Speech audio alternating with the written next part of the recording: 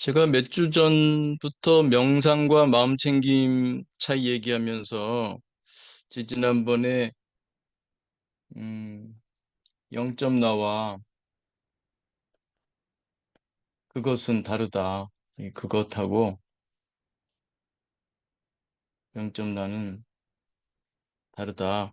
그 얘기를 제가 말씀드린다고 했는데 음, 이게 좀 앞에 좀 얘기를 꺼내다가 어, 시간이 다 돼서 멈추게 됐는데 그 다음에 다룬다고 했는데 지난 시간에는 명상에 대한 그 질의응답이 많다 보니까 다루지 못하게 됐어요. 그래서 오늘은 명상에 대한 그 지난 수행을 물어보다 보면 또 그거 답변하다가 시간 다 갈 것 같아서 오늘은 좀 마음을 먹고 그것과 0점 나에 대해서 다뤄야겠다. 그래서 그걸 먼저 하겠습니다. 그리고 시간이 남으면 이제 질의응답 시간 갖겠습니다.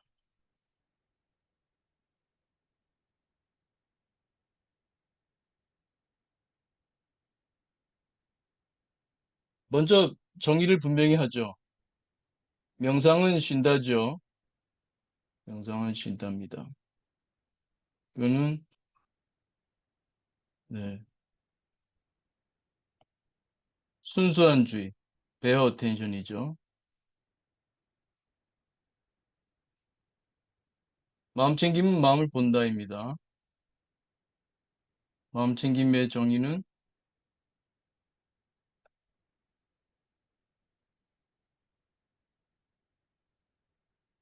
베어 어텐션은 같은데 베어 메타다. 베어 메타 어텐션이다. 뭐 우리 전통적인 한자 말로는 자신반조다.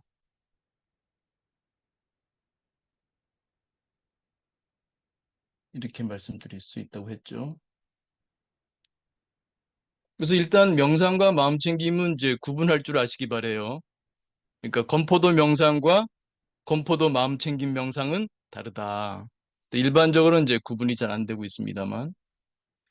이제 그 이유 중에 하나는 이제 그 마음 챙김을 널리 알리는 데 기여한 카바진 박사가 마음 챙김을 정의할 때 그냥 베어 어텐션이라고 말하자면 퉁치는 바람에 베어 어텐션과 베어 메타 어텐션의 구분이 안 돼 있어요. 그래서 그분의 마음 챙김 정의 속에는 베어 어텐션과 베어 메타 어텐션이 섞여 버려 가지고 구분이 안 되고 있습니다. 그러다 보니까 이제 그것이 지금까지 이렇게 잘 구분되지 않고 사용되는 원인이 되고 있습니다.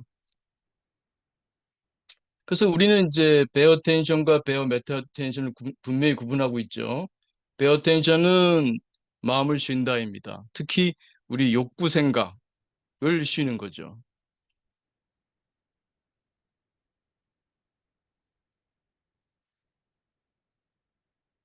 우리가 나라고 할 때는 욕구 생각을 빼면 나라고 할 만한 것이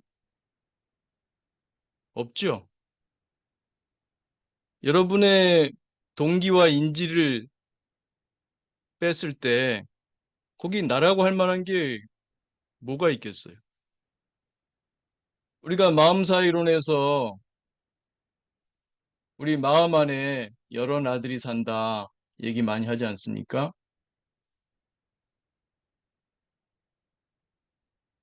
그 왜 여러 나겠어요? 그 나라고 하는 것이 그 욕구, 생각, 즉 동기와 인지의 복합체인데 동기의 수만큼, 욕구의 수만큼이나 나들은 많습니다. 놀고 싶은 나도 있고 성취해서 음, 잘나고 싶은 나도 있고 굉장히 관대한 나도 있는가 하면 매우 쪼잔한 나도 있죠. 옹졸한 나도 있죠. 매우 많은 나들이 있어요. 그 욕구의 수만큼이나 우리는 많은 나들을 갖고 있죠. 근데 그 욕구 생각이 쉬워졌을 때 나는 누구인가요? 없어요, 나는. 물론 살아있죠. 분명히 살아있어요. 그렇지만 거기엔 나라고 할 만한 것이 없죠. 꼭 명상이라고 이렇게 구체적으로 정식으로 명상을 해야만이 그런 쉬는 상태 가는 건 아니죠.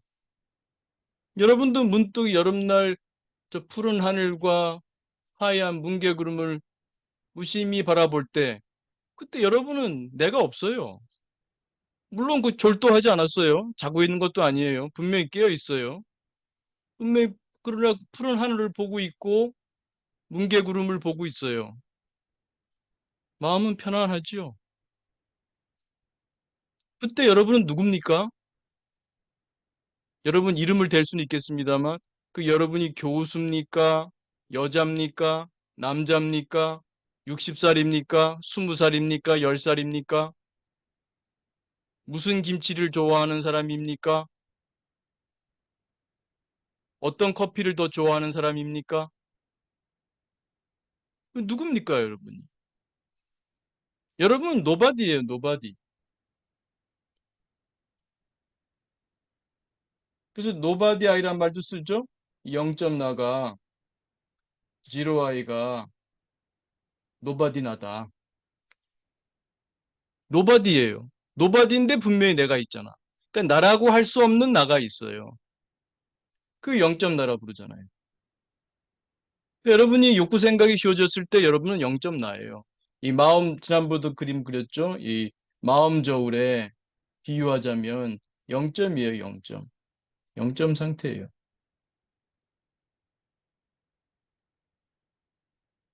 눈금이 0 상태에 있는 거죠. 마음 저울에.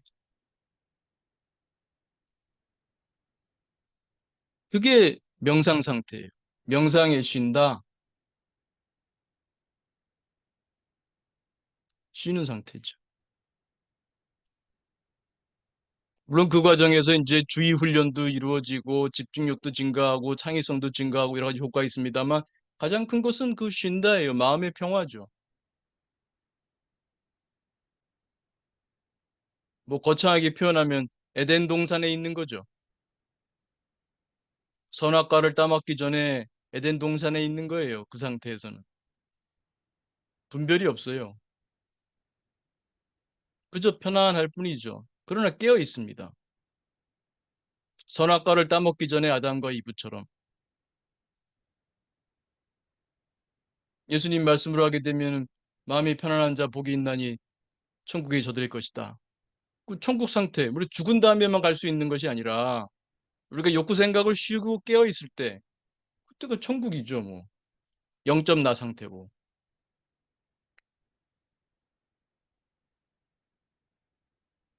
근데 그걸 마음 챙김으로 반조하지 못하면 내가 0점 나 상태인 줄은 모르죠. 그냥 그 상태에 있을 뿐이죠.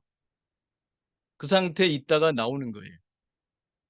그러나 마음 챙김의 자각이 함께 하게 되면 배어 메타 어텐션이 되면 그때 내가 고요한 명상 상태일 때, 명상 상태일 때 마음 챙김이 되면 내가 0점 나라는 것을 알게 됩니다. 그래서 나에 대한 아이덴티티가 조금씩 변화해요. 마음 챙김 명상을 하게 되면. 나를 교수다, 뭐 남자다, 뭐 어떻다, 어떻다 하는 그런 것으로부터 가장 기본이 되는 이 0점, 이 0점 나를 이제 알게 되는 거죠. 그래서 나의 기본이 0점 나라는 것을 알게 돼요. 그렇다고 나머지 나를 버리진 않아요. 이런 나 저런 나 교수로서는 교수 역할을 하고 또 며느리라면 며느리로서의 역할을 하고 엄마 역할을 하고 아내 역할을 하고 친구의 역할을 하고 대한민국 시민의 역할을 하고 다 그때그때 그 자기 역할을 하죠. 그때그때 자기의 욕구에 따라서 예, 생활하게 되지요. 그 모든 나들을 그 나들을 버릴 필요가 없어요. 하나하나 다 나들입니다. 버릴 필요가 없어요. 잘 써야죠. 그런데 그 기본 나가 0점 나라고 하는 거. 뭐라고 이름 붙일 수 없는 나라는 거죠. 그래서 여기까지는 많이 들으셨을 거예요. 그래. 명상을 할 때 우리가 0.나 상태가. 근데 그때 마음 챙김이 될 때 내가 0.나인 줄을 자각하게 돼. 그래서 일상생활에서도 뭐 내가 자존감이 높다, 낮다, 그런데 휘둘리지 않죠. 근데 기본이 0.나인데. 이런 나 저런 나, 그때그때 내가 저울의 눈금이, 저울의 눈금이 바뀔지언정, 저울의 눈금이 바뀔지언정, 나는 기본적으로 0.나라고 하는 것을 어, 잊지 않기 때문에 쉽게 그 자존감이 높다 낮다 그런데 휘둘리지 않게 되죠.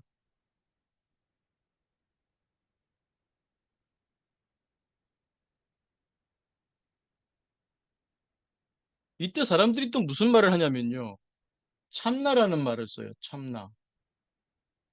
아, 0.나가 참나 모양이다. 참나. 근데 저는 참나라는 말을 쓰지는 않아요. 왜냐하면 참나라는 말을 쓰게 되면 거짓나가 나와요. 뭐 에고라는 말도 쓰죠. 우리 에고.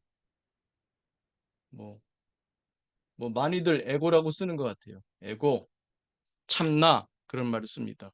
그러면 이 마음 사회에 사는 이 하나하나의 나들, 얘네들은 다 가짜인가요? 다 가짜야? 여러분의 이 많은 그 역할들이 다 가짜입니까?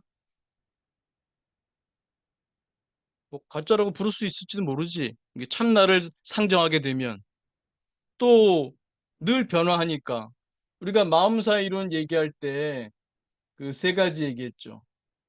세 가지 특징. 뭐였죠? 첫 번째가 나는 단수가 아니라 복수다. 즉, 내 마음은 여러 나들이 사는 사회다. 두 번째가 뭐였죠? 그 나들은 정해져 있지 않다. 정해져 있지 않아요. 그런 면에서는 거짓 나라고 부를 수도 있을지 모르지. 고정된 게 아니니까. 어떤 특정한 형태가 있지 않으니까. 그런 면에서는 뭐 거짓 나라는 말을 쓸 수도 있을지 모르지만 잘 들어보시면 꼭 그렇게 말할 수는 없습니다. 잘 쓸 줄 알아야 되죠. 세 번째가 물론 이제 너의 마음도 사회다. 이거였는데 요거는 특히 이제 마지막 세 번째는 우리 관계에서 굉장히 중요한 거죠. 너의 마음도 사회인 줄 이해한다는 것은 우리 관계에서 매우 중요합니다. 그래서 마음사 이론을 하게 되면은 나와의 관계에서 굉장히 융통성이 있고 또 그 다른 사람과의 관계에서 매우 융통성이 있게 됩니다.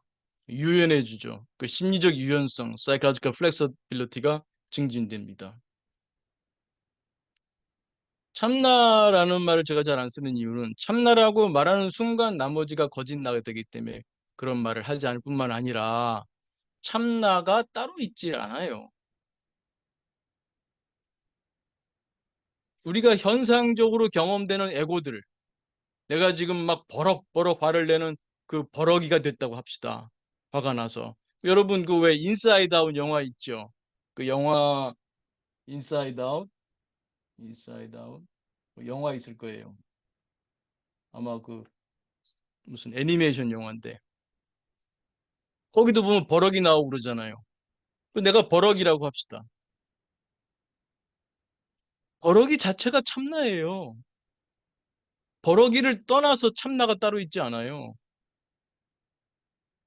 그 참나가 버럭이로도 나타나고 아주 뭐 기분 좋은 기쁨이로 나타나기도 하고 불안이로도 나타나고 까칠이로도 나타나고 온갖 나로 나타나요.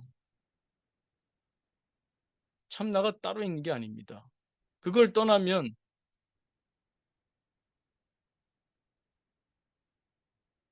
참나를 찾을 수 없어요. 여러분이 그 제가 종종 파도와 바다 비유를 쓰지 않습니까? 이런 파도 저런 파도. 근데 고요할 때 우리가 영점나라고 부르잖아요. 고요한. 보통 대부분 이제 뭐 파도 칠 때는 이제 그런 그림 보여주면 파도라 그랬다가 바다라고 말하는 사람 없어요. 근데 잔잔한 모습 보여주면 바다란 말을 해요. 근데 알고 보면 다 바다잖아요. 바다에서 파도를 분리할 수 있습니까? 여러분, 바다에서 파도를 분리할 수 있어요? 그거 딱 게 무슨 뭐 포를 뜨듯이 떼낼 수가 있나?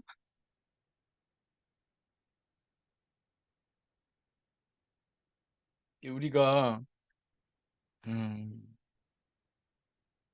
그 참나라는 것에 그 속으면 안 돼요. 참나라는 말을 쓸 수는 있어. 그러면 모두가 참나예요. 버러기도 참나고 까치리도 참나고 스트레스 받을 때 나도 참나고 내가 기뻐할 때도 나도 그 나도 참납니다. 참나라는 말을 쓴다면 모두 참납니다. 모두가 참나라면 참나라는 말을 쓸 게 없죠.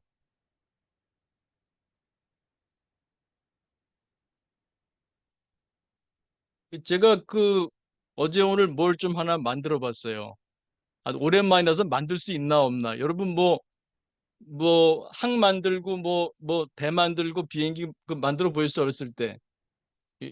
이게 뭘로 보이나요?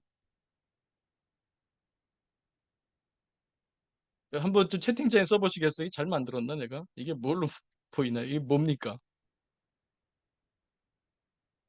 채팅창에 한번 써보시겠어요? 음,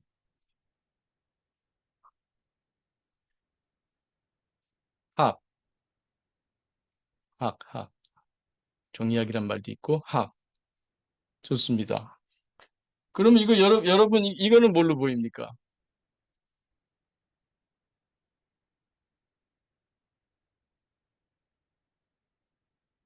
배, 종이배, 배.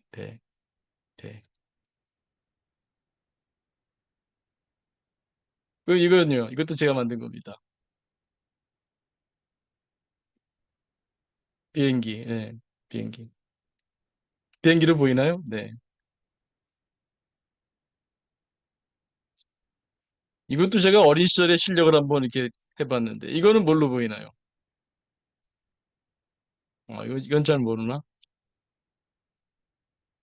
우리 집사람도 잘 모르는데, 여자분들은 잘 모르나? 음, 어렸을 때 갖고 놀던 건데. 사막이요? 사막이 아닌데. 그 어렸을 때 갖고 놀던 건데, 여자분들은 잘 모르기도 하고, 이게 좀 날아가는 모습 같지 않아요? 제가 잘못 만드는 모양입니다. 답이 잘 안 나오네. 우주선, 네. 이거 그 로보트라고 만든 거예요, 로보트. 날아가는 로보트. 어린 시절에 우리가 보던 만화에 철인인가? 뭐 이런 그 로보트가 나와요. 로보트가 이렇게 날아가요. 이렇게 쫙, 이렇게 주먹 쥐고 앞으로 날아가는 모습. 이게 이제 분사통이고, 이건 좀 성공 못했네. 네. 뭐라고도 좋습니다. 이게 지금 뭐, 학, 또 뭐, 배, 비행기, 이렇게 말씀하셨잖아요. 그럼 여러분, 이거는 뭡니까? 이것도 한번 써보시겠어요? 이거는 뭡니까?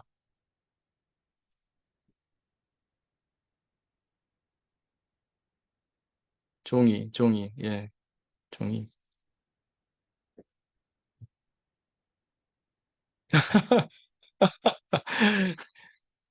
A4 용지, 네.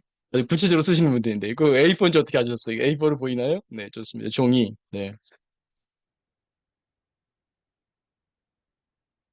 다 종입니다. 다 하나의 종입니다. 하나의 종이죠. 다 종입니다. 다 똑같은 A4 용지예요.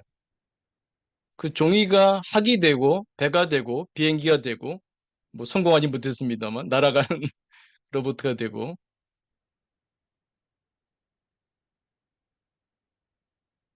여기 사실은 이렇게 됐지만, 이것도 사실은 여러분이 표현한 것처럼 A4 뭐 이렇게 모양이 있는 그냥 종이가 아니라 어떤 A4 용지 이렇게 말할 수도 있죠, 정확하게.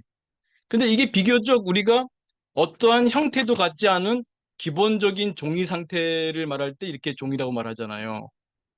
그러니까 0점 나는 뭐냐면 0점 나도 그것이 아니라 이 종이와 같은 상태예요. 비교적. 종이와 같은 거예요. 근데 그것이 어떤 형태를 나타낼 수는 있죠. 우리가 뭐 불안한 마음, 우울한 마음, 아주 그 신나고 즐거운 마음, 이런 거로 나타날 수는 있죠. 이런 파도 저런 파도 나타날 수 있죠. 근데 그 고요한 상태일 때 우리가 그 고요한 바다라는 어떤 그거를 더 떠올리기가 쉬워지죠. 그래서 0점 나가 음, 소위 말하는 참나라고 하는 것을 연상하긴 쉬울지 모르나 실제로는 다 같다. 0점 나든 불안한 나든 우울한 나든 분노하는 나든 그 어떤 나든 다 같은 나라고 할 수 있죠.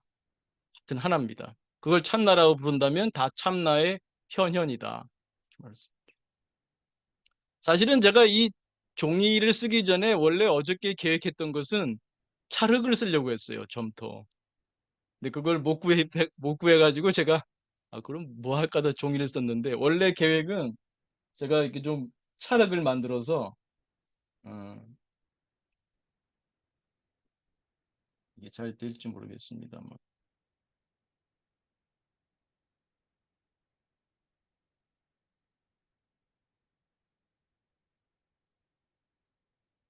이렇게 그래서 그런가?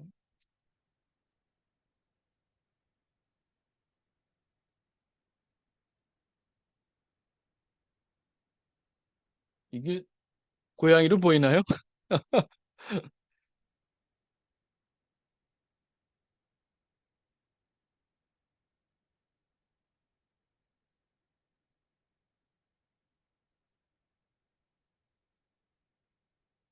어떻게 말처럼 된 것 같다. 강아지처럼 보이나요? 이게 좀 말처럼 되긴 했는데 제가 이렇게 좀 점토로 만들어서 이걸 보여드리려고 했어요. 그럼 여러분들은 이건 고양이라 그러겠죠. 고양이, 강아지. 제가 이런 덩어리를 보여드리면, 점토 덩어리를 보여드리면 아마 뭐 점토 혹은 뭐 찰흙 이렇게 한번 부르실 거예요. 찰흙이다, 점토다. 잘 안 쓰시.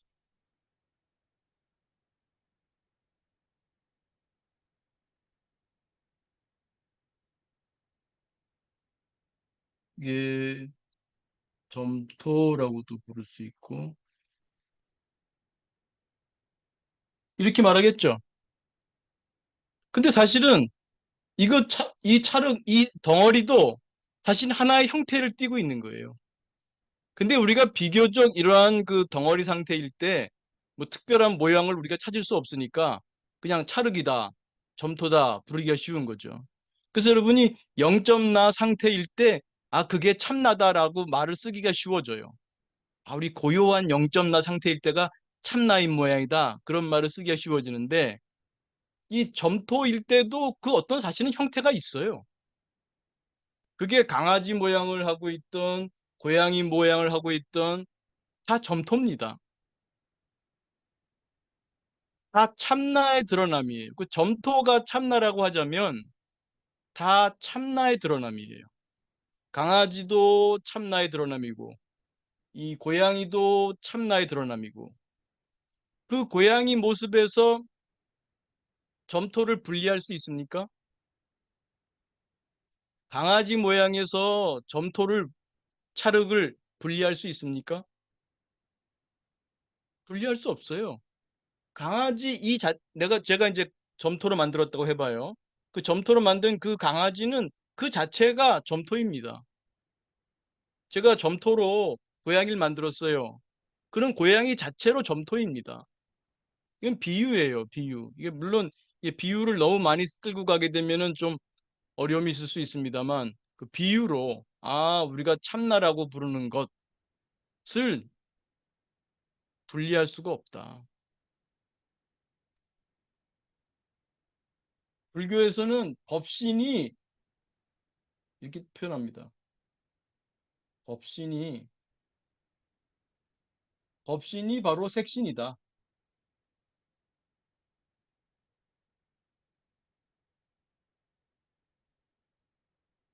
참나가 가짜나예요, 사실은. 가짜나가 참나입니다. 가짜와 참을 나눌 수가 없어요. 부처와 중생을 나눌 수가 없어요. 하느님과 피조물을 나눌 수가 없어요. 하느님이 아니 계신 곳이 없는 이유는 이 피조물 하나하나가 다 하느님의 현현이기 때문에 그래요. 그렇기 때문에 하나님은 아니 계신 곳이 없는 거예요. 우리가 다 하나님의 나툼이거든요. 우리가 다 모두 불성을 지닌 존재거든요. 부처님의 성품을 지닌 존재.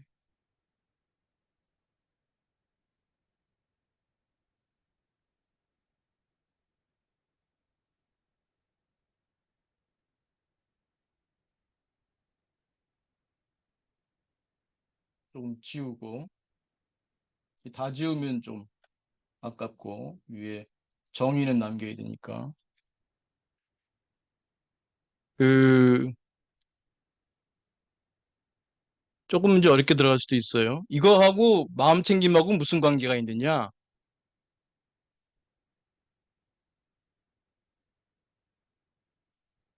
마음 챙김을 하게 되면 아까 제가 그 나에 대한 아이덴티티가 바뀐다고 했죠. 그래서 0점 나라고 하는 기본 나를 알게 돼요. 근데 여기에 뭐가 있냐면, 음, 반조, 이거 제가 구분한 겁니다. 반조 마음 챙김하고 제가 회광반조 마음 챙김을 구분합니다.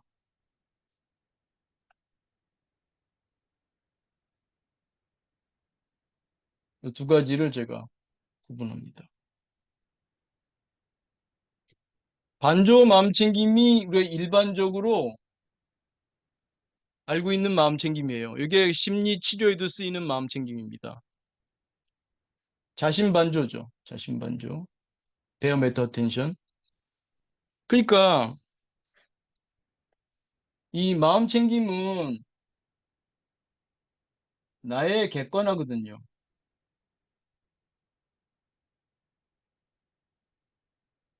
그 전에 제가 말씀드린 것처럼 마음 챙김은 자기 객관화의 끝판왕이다.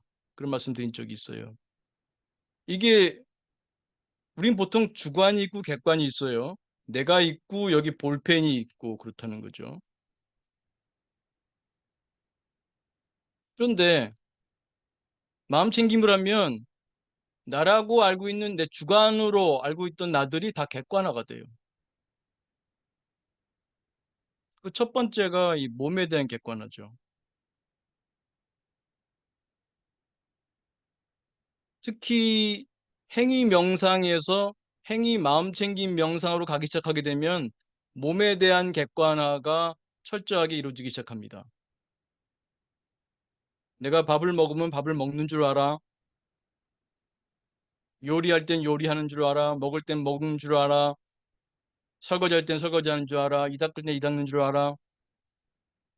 그 마음 챙김에 대한 가장 원전이라고 할까요?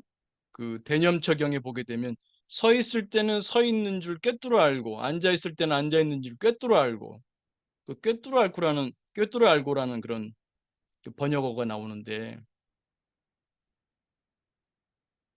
여러분이 호흡 명상할 때 내가 앉아 있으면 앉아 있는 줄 알아요. 무엇이 내 몸이 서 있으면요 서 있는 줄 알아. 내 몸이 객관화되기 시작하는 거예요. 사실 몸이라고 하는 것은 하나의 도구라고 볼 수 있죠. 그런데 굉장히 동일시가 강하게 이루어지는 거예요. 동일시가 매우 강하기 때문에 나라고 생각해요. 물론 내가 아닌 건 아니에요. 우리가 마음사의 이론으로 볼 때, 마음사의 이론으로 볼 때, 저는 무아를 얘기하기보다는 그 모든 나들을 나라고 봅니다. 모든 나가 나다. 참나다, 거짓나를 구분할 필요가 없어지는 거죠. 다 납니다. 그런 의미에서는 몸나도 나이죠. 그러나 우리가 평소에 생각하는 그런 나에서 좀 벗어나야 돼요. 그러니까 이 마음 챙김한다는 것은 이게 탈동일시거든요. 나에 대한 객관화, 탈동일시. 이 탈동일시라는 점이 중요합니다. 우린 늘 평소에 몸과 동일시하고 있거든요. 근데 마음 챙김을 하면 탈동일시가 되는 거예요. 아, 몸이 몸이야. 그러니까 우리가 제가 지금 몸이 도구라고 그랬죠. 도구를 자꾸 사용하면 도구가 나의 일부가 돼요. 여러분이 볼펜을 쓰면 이 볼펜 끝에 내 마음이 가 있게 돼요. 볼펜 끝도 내가 알아. 여러분이 차 운전을 하면 그 차가 여러분이 돼요. 여러분 이게 차 운전할 때 좁은 골목 지나갈 때 몸이 이렇게 되지 않아요? 아, 뭐 내가 이 좁은 곳에 닿는 거 아닌가? 부딪히는 거 아닌가 싶어가지고 이럴 때처럼 마치 내 몸이 어디 닿을까 봐 내 좁은 그 길을 내가 차를 몰고 지나가려면 그 차가 어떻게 부딪히지 않을까 할 때 그 차가 내 몸의 일부처럼 된다고요. 그러니까 차를 자꾸 운전하다 보면 차가 운전할 때 내 몸의 일부가 되는 거예요. 도구를 쓰면 그 도구의 끝까지 내가 가 있는 거예요. 도구의 끝까지 내가 동일시가 이루어지고 있는 거예요. 그 내가 잘 사용하면 잘 사용할수록 그 도구의 끝까지 마치 내 신경이 연결된 것처럼 도구를 쓰는 거죠. 그게 나가 되는 거예요. 이게 나라는 게 따로 있는 게 아니라 동일시를 하면 나가 되는 거예요. 이 몸도 내가 동일시를 쭉 해왔기 때문에 나인 겁니다. 그전에도 제가 그런 강의를 한 적이 있습니다만 나라고 한 게 정말 정해져 있질 않아요. 여러분이 자녀가 있다면 자녀가 어렸을 때 다 큰 다음에는 좀 그런 마음 느끼기 어렵지만 보기 싫을 때도 많을지 모르지만 어렸을 때 정말 그 애가 말도 못할 때 열이 펄펄 나고 막 울음을 울고 그럴 때 정말 속이 미어지지 않아요? 정말 내가 대신 아프고 싶죠. 그 부모들은 엄마든 아빠든 물론 엄마가 더 느낄지 모르겠습니다만 그런 마음 다 경험해 봤을 거예요. 그때 그 아기하고 나하고 무슨 신경이 연결돼 있어요? 응? 무슨 신경이 연결돼서 내가 아프냐고요. 여기는 내가 이 다치면 내가 아파요. 그러면 사람 뭐 그 합리적인 설명 좋아하는 사람들이 게 신경이 있으니까 이렇게 그 뇌로해서 안다 그러죠. 아픔을. 근데 그 아기는 내 아이는 나하고 무슨 신경이 연결됐다고 내가 아픕니까? 한 동일시 때문에 나가 되는 거예요. 그 아이는 나예요. 그뿐입니까? 여러분 여기 무슨 명품이 있다 그래봐요. 명품. 이게 이 핸드폰도 명품에 들어갈 수 있나? 아주 비싼 여기에 누가 이렇게 어 흠집을 냈다 그래봐. 여러분 뭐 루비통 가방을 정말 돈을 모으고 모으고 그래서 요즘 그거 얼마입니까? 한 1,000만 원 하나요? 몇백만 원, 1,000만 원 하나요? 그걸 내가 장만했어. 근데 어떤 놈이 쓱 긁었어. 그럼 여러분 마음이 아프지 않아요? 아니 그거 그냥 물건인데 나하고 그 핸드백하고 나하고 무슨 신경줄이 연결돼 있습니까? 무슨 신경줄이 연결돼 있어요? 근데 그 가방을 그으면 왜 내 가슴이 아픕니까? 동일시예요, 동일시. 동일시 하면 나예요. 사춘기 때 자기가 좋아하는 아이돌 H.O.T. 막 좋아해. 근데 뭐 다른 데서 무슨 뭐 H.O.T를 막 비난하는 그런 뭐 기사를 보거나 그런 말하는 사람 보면 내가 나서서 싸우잖아요. 내가 H.O.T야. 나랑 H.O.T랑 무슨 신경줄이 연결돼 있다고 그 H.O.T 비난하는 말을 듣고 내가 흥분합니까? 화가 납니까? 무슨 신경줄이 연결돼 있어요?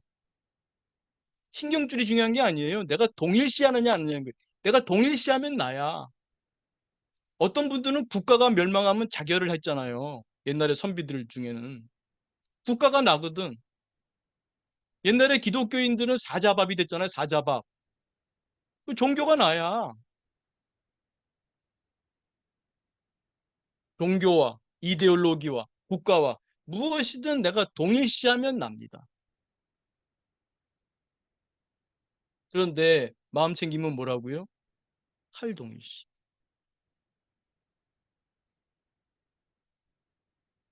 이 핸드백이 내가 아니다. 이 루비통이 내가 아니다 정도가 아니라 내 몸이 내가 아니잖아요. 이렇게 보니까.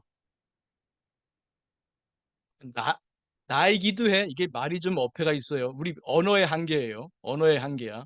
나이기도 하지만 내가 아니기도 하잖아, 이게. 내가 볼 수 있고 내가 쓸 수 있잖아. 이 볼펜을 쓰듯이. 내가 이 볼펜을 쓰듯이 내 몸을 쓰고 있단 말이에요. 이 몸을 또 잘 쓰는 사람이 있고 못 쓰는 사람이 또 있죠. 이 볼펜을 잘 쓰는 사람이 있고 못 쓰는 사람이 있고 자동차 운전을 잘하는 사람이 있고 못하는 사람이 있는 것처럼 이 몸을 잘 쓰는 사람이 있고 못 쓰는 사람도 있어. 마음도 마찬가지예요. 마음도 잘 쓰는 사람이 있고 못 쓰는 사람이 있어요. 마음도 불안. 그전에는 그냥 불안이 나야 동일시돼 있죠. 불안한 마음이 나야. 근데 마음 챙김을 하면 불안. 몸에서 이렇게 감각이 있고 이런 느낌, 이런 생각이 왔다 갔다 하고 이런 욕구가 왔다 갔다 하고 이거를 덩어리로 불안을 내가 경험했는데 마음 챙김을 하니까 이 볼펜처럼 보이는 거예요. 물론 처음부터 그렇지는 않습니다. 이건 내공이 쌓여야 되죠. 불안이 볼펜처럼 보이는 거예요. 자신반조, 내 마음을 객관적으로 배어하게 내 마음을 보는 거예요. 메타.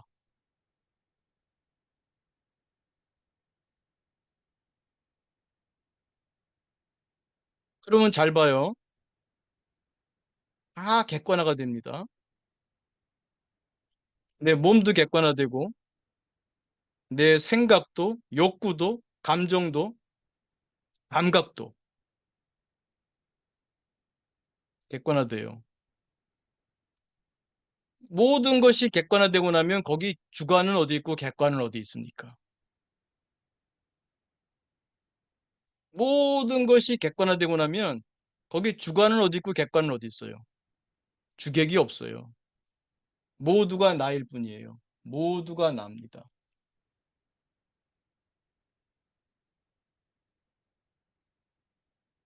모두가 나면은 나라는 개념이 성립해요. 우리가 나라 그럴 땐 너가 있기 때문에 나가 있는 건데 모두가 나라면 나라는 우리가 알고 있는 개념도 성립하지 않죠. 이 싹 지워져 버렸네. 잘못 눌렀네. 다 지워져 버렸구나. 근데 요거는 살려야 돼. 요 마음챙김 요거는 살려야 됩니다. Pay attention.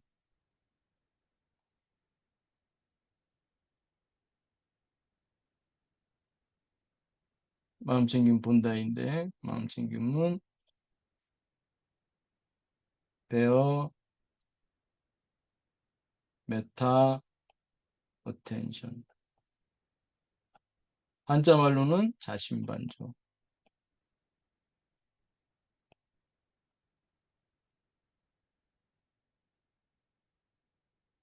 네.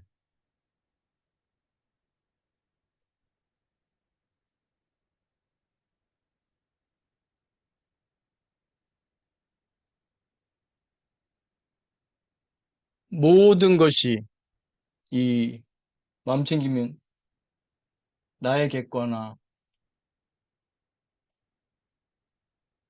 활동일시 모든 것이 객관이 되고 나면 거의 주객이 따로 없게 되죠. 그러면 결국 모든 것이 나라고 그래도 맞는 말이고 모든 것이 내가 아니라고 해도 맞는 말이고 그럴 때는 언어가 붙지 않게 되는 거죠. 여기서 우리가 여기도 좀 어려워집니다. 잘 보세요. 여기 의식이 있어요. 의식.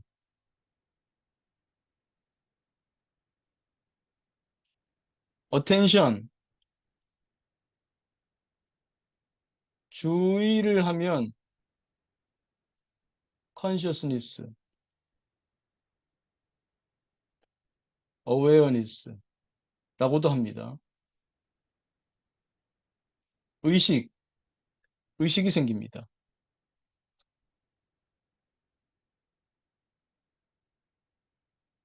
이거를 또 때로는 뭐 알아차림이라고 쓰기도 해요. 번역을 awareness를 알아차림이라고 번역하기도 합니다. 근데 우리가 쓸 때 알아차림이라는 말은 조금 다른 뉘앙스 아니에요? 우리가 짜증이 날 때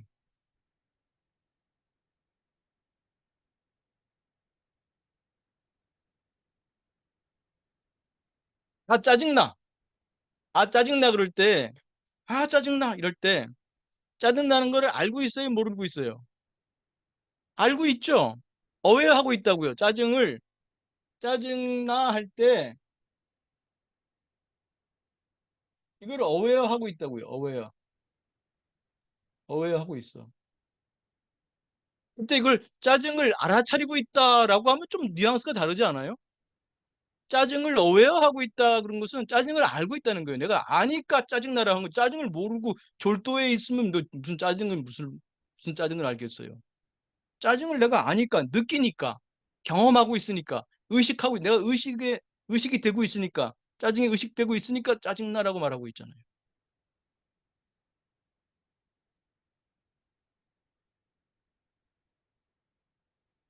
이 알아차림이라는 말을 이 번역어가 조금 만약에 어웨어니스의 의미라면 짜증 나는 것을 알아차린다고 해야겠죠. 근데 그게 아니라 여기에 그래서 이제 알아차림이라는 말을 쓸 때 제가 주의해야 될 게 이거 주의는 멘탈 액티버티다. 정신적 활동이다.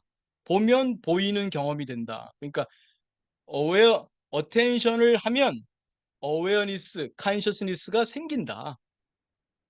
아시겠죠? 이건 경험이고 어텐션은 멘탈 액티비티고 이렇게 구분하시면 됩니다. 근데 요즘 뭐가 또 있냐면은 요즘 또 그 김주환 선생님 번역해가지고 좀 이제 인구에 회자하는데 being aware of being aware 이 사람 이름이 루퍼트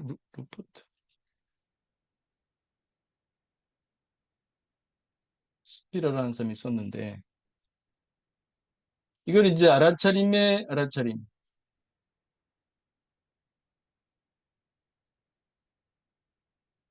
이렇게 번역을 했어요. 혹은 뭐 이걸 다른 말로 하면 뭐 awareness of awareness라고 할 수 있겠죠. 알아차림이 알아차림이라는 거죠. 그러니까 여기서 알아차림이라는 말을 이게 좀 뉘앙스가 애매해. 알아차린 거는 것을 그러니까 여기서 pay attention을 하면 색상을 바꿔보겠습니다. 이게 좀 까다로울 수 있어요. 잘 정신을 차리고 들으셔야 됩니다. pay attention을 하면 bear meta awareness가 생겨. 여기 bear attention을 하면 bear awareness가 생겨. 아시겠죠? 이 마음 챙김은 독특한 주의예요. 독특한 주의. 어떤 주의? 베어 메타 어텐션이에요.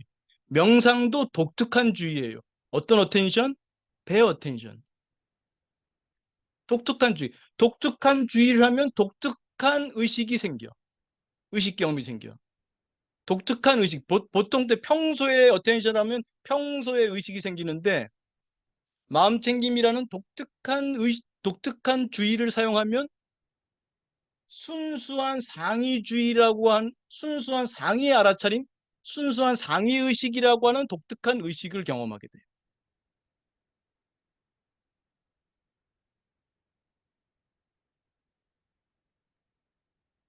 그러니까 이 being aware of being aware는 제가 아까 이게 지워졌군요. 어, 반조 마음 챙김,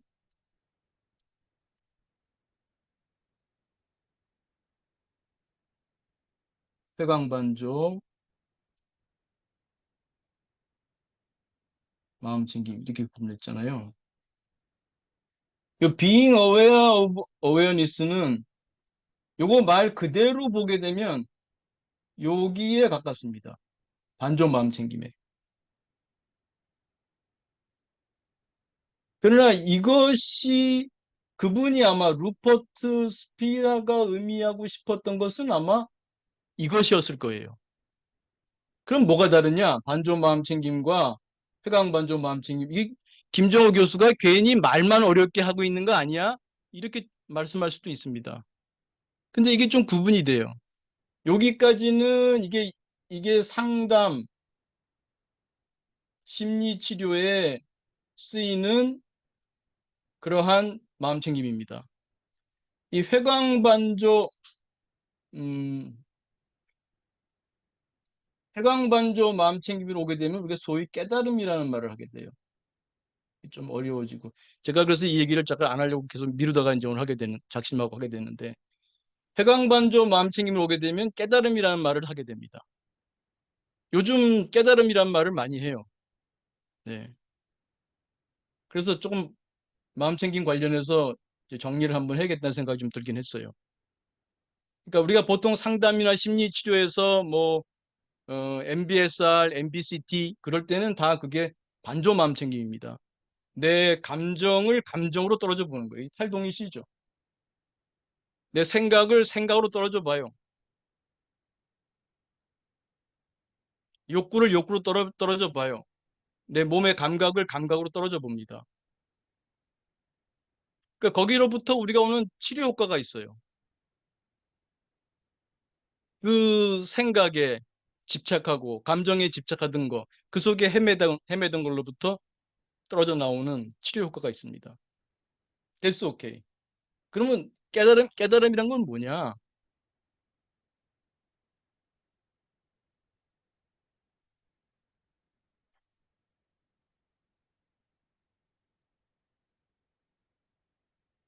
이거는 이렇게 말하는 게 더 좋을지 몰라요.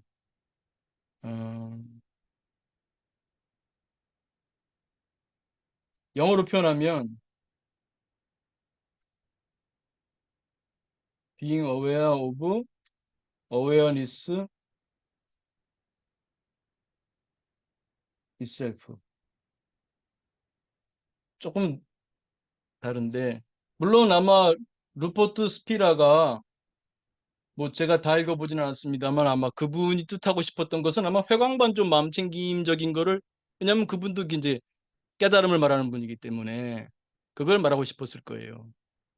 근데 그거를 또 정확하게 표현하려면 being aware는 반조 마음챙김에 가깝고 그 표현으로 보면 이것도 더 정확하게 반조 마음챙김이 되려면 그 이것도 그냥 awareness가 아니라 이게 또 베어해야 됩니다.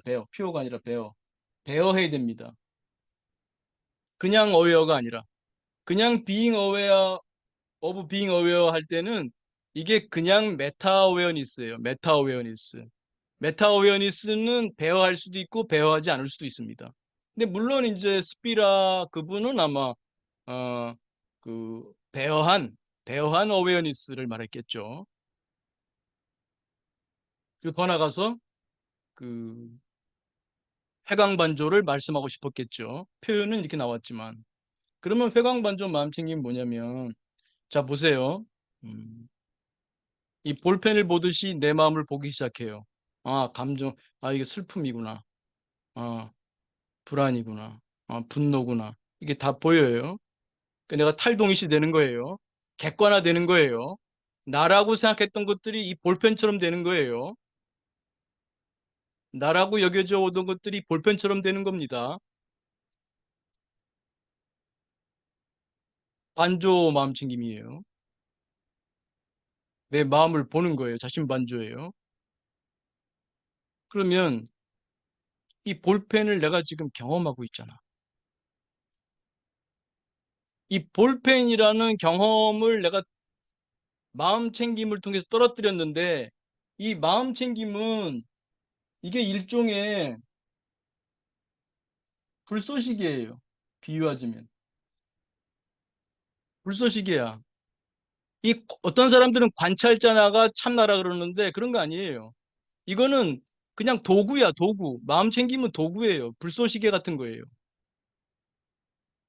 이 참나는 우리가 참나라고 말하자면 제가 참나라는 말 좋아하지 않는다고 했습니다만 이거는 그냥 이 참나라는 말 지울게요. 제가 잘 안 쓰니까.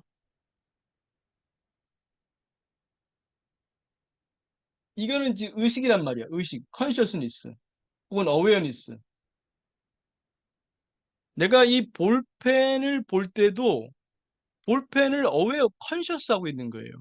여러분이 지금 이 볼펜을 제가 여러분들 앞에 볼펜이 있다면 볼펜을 쥐어 보세요. 제가 이걸 쥐고 있잖아. 이 감각, 제가 지금 경험하고 있는 것은 볼펜인가요? 볼펜의 감각들인가요? 볼펜의 감각이야. 이 초록색이라든지, 이 딱딱함이라든지, 이 소리라든지, 제가 경험하는 것은 다 의식뿐이야. 의식뿐. 여러분도 보세요. 여러분이 경험하는 어떤 것도 다 의식이야. 어떤 냄새도 다 의식 경험이야. 의식 경험. consciousness야. awareness야. 의식이야. 의식. 의식. 혹은 인식. 여러분의 인식하고 있는 거야. 인식. 내가 그걸 알아. 경험하고 있는 경험하는 경험. 인식 경험. 내 경험이야. 내 경험. 그걸 떠나서 존재를 말할 수가 없어요. 이 볼펜이라고 해도, 그러니까 말하자면, 뭐가, 여러분은 뭐가 존재하니까 인식한다 그러잖아요. 존재하니까 인식한다. 볼펜이 존재하니까 인식한다. 이거를 나눌 수가 없어요. 이거를 우리가 나눌 수가 없어요. 이 불교에서 주로 하는 말, 동양 철학의 핵심이 불이에요. 불이. 이 여러분이 경험하는 이 볼펜에서 여러분이 경험하는 볼펜에서 볼펜의 존재를 분리할 수 있어요? 말이 좀 어려워지죠. 여러분이 경험하는 것은 인식이죠. 인식하고 있잖아. 인식. 여러분의 인식을 떠나서 어떤 것 존재도 말할 수 없어요. 여러분이 아는 존재라고 하는 것은 전부 인식이야. 그래서 불가에서는 뭐라 그러냐면 만법 유식이다 그런 말을 해요. 이 법이라고 불교에서 법이라는 것은 모든 현상이에요. 모든 현상. 만법은 오직 의식뿐이다.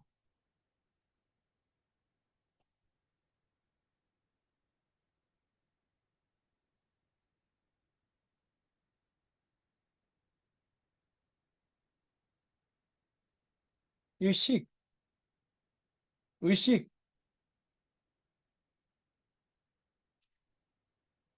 이거 외에 말할 수 없어요. 잘 생각해 보세요. 지금 받아들여지지 않는다고 해도 곰곰이 생각해 보세요. 여러분의 인식 빼고 뭣도 말할 수 없어요. 그거를 칸트는 딩 안지는 알 수 없다. 띵, things themselves. 물 자체, 좀 어려운 말 번역입니다만. 물 자체는 우리가 모른다고 했어요. 근데 그것도 big assumption이죠. 매우 크고 큰 가정이죠. 뭐가 있다는 것은. 여기 뭔가 thing itself가 있어. 물 자체가 있어. 근데 그건 죽었다 깨도 몰라. 칸트도 고백했듯이. 근데 그거 자체가 가정이잖아요. 그게 있다는 것 자체가.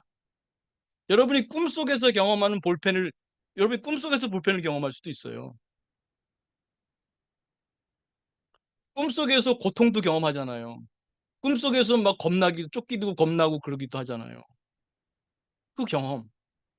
거기 어떤 존재가 있습니까? 다 경험이지. 지금 깨어있을 때도 이 경험 외에는 따로 말할 수가 없어요.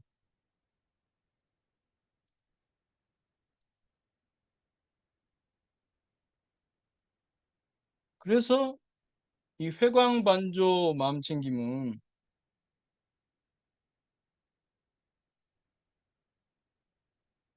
경험하는 무엇이 있잖아. 경험하는 무엇. 근데 그건 죽었다 깨도 몰라. 분명히 이 볼펜이라고 하는 현상이 있잖아요. 의식 경험이 있잖아요. 볼펜이 경험이 있고, 냄새면 그게 고약한 냄새든 장미의 아주 향기로운 향기든 그 냄새 경험이 있잖아요. 경험이 있고 그 경험하는 무엇이 있잖아. 경험하는 무엇. 경험하는 무엇이 없고 어떻게 경험이 있겠어요? TV에서 온갖 재미있는 걸 보여주든 웃기는 걸 보여주든 무서운 걸 보여주든 무슨 TV가 뭘 알겠어요.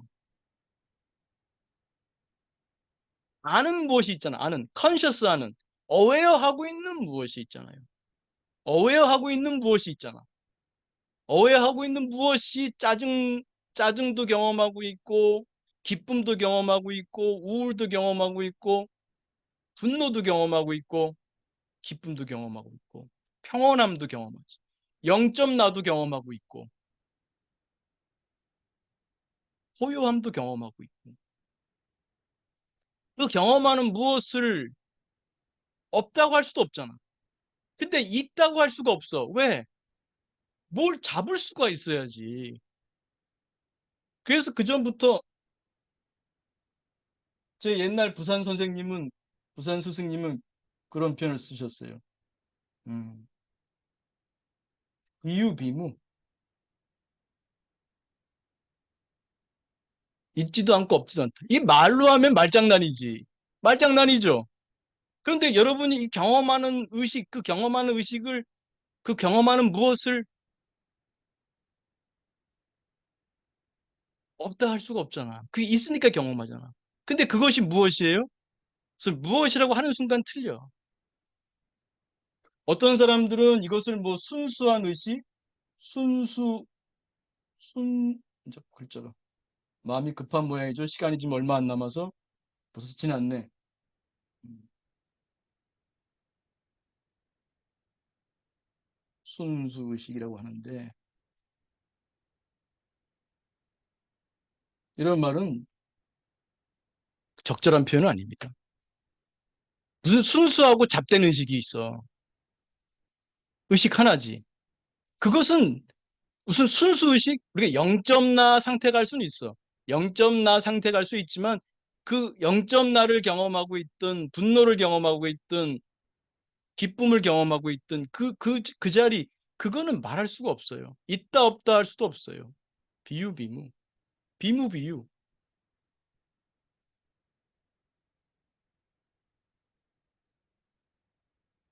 있다 할 수도 없고 없다 할 수도 없습니다. 시간이 좀 넘었지만 바쁘신 분은 나가실 수밖에 없고요. 제가 그래도 마무리는 해야 되니까 오늘은 좀 늦더라도 얘기하겠습니다. 여기서 끝내게 되면 곤란해. 저는 깨달음을 설파하고 싶지 않아요. 이치적으로 요즘 하도 깨달음 얘기를 하고 깨달음에 약간 현혹되는 분들이 있는 것 같아서 제가 이 얘기를 꺼낸 거지 깨달음을 추구하라고 제가 이 얘기를 꺼낸 건 아니에요. 제가 좀 이 책을 인용하면서 제 책 이게 2021년에 나온 책입니다. 마음을 공부해 행복하다. 이 책에 제가 좀 인용했습니다. 그걸 좀 읽겠습니다. 좀 관심 있는 분들은 시간 지났습니다만 남아서 이해해 주시기 바랍니다. 123페이지입니다. 에고와 마음 공부. 그것. 이게 원투로 되어 있는데 투를 먼저 읽고 그 다음에 이를 읽겠습니다. 에고를 언급하면 참나를 얘기하게 된다. 그렇다면 에고는 참나를 떠난 적이 없음도 언급해야 한다. 수많은 에고는 모두 참나에 드러납니다. 0점 나조차도 참나에 드러납니다. 굳이 참나라는 이름으로 부르지 않아도 된다. 그것은 그저 그것, 따옴표. 그것은 그저 그것으로밖에 표현할 길이 없으며 그것은 또한 모든 것으로 드러난다. 그것은 모든 것이며 모든 것은 한바탕이다. 물결이 없는 바다를 생각할 수 없고 어떠한 상도 비치지 않은 거울의 모습을 상상할 수 없다. 에고와 참나의 이분법에 떨어지는 것을 경계해야 한다. 참나라고 하면 거짓나가 세워진다. 용어의 사용에 신중해야 한다. 우리 마음에는 여러 나들이 산다. 우리에게 필요한 것은 마음 공부를 통해 지혜로운 나를 키우며 내 안의 마음 사회를 건강하게 운용하고 여러 다른 마음들과 이루는 우리 사회 또한 함께 아름답게 만들어가는 것이다. 그 다음에 앞에 에고와 마음 공부 1 다시 한번 그걸로 마무리하겠습니다. 영적 스승들은 종종 에고의 미망에서 벗어나라고 말한다. 인간의 많은 고통이 어리석은 생각과 불건강한 욕구에서 비롯된다는 점에서 귀담아 들어야 할 말이다.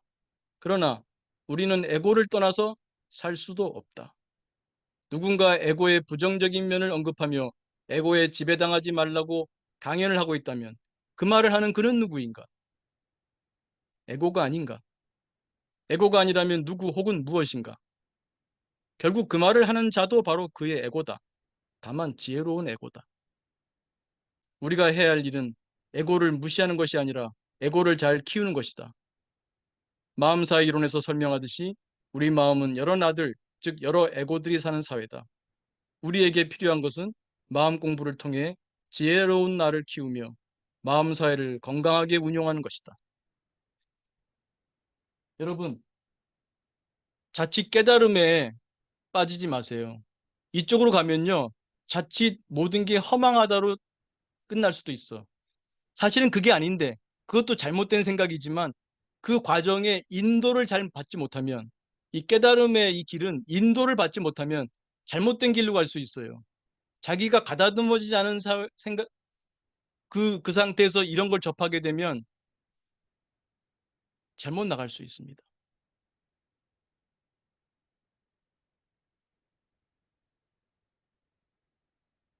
음, 일로 가다 보면요, 이 삶이 꿈과 같음을 알게 됩니다.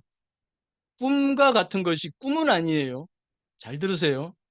이 공부를 하면, 아, 이 삶이 꿈과 같음을 알게 됩니다. 그러나 꿈과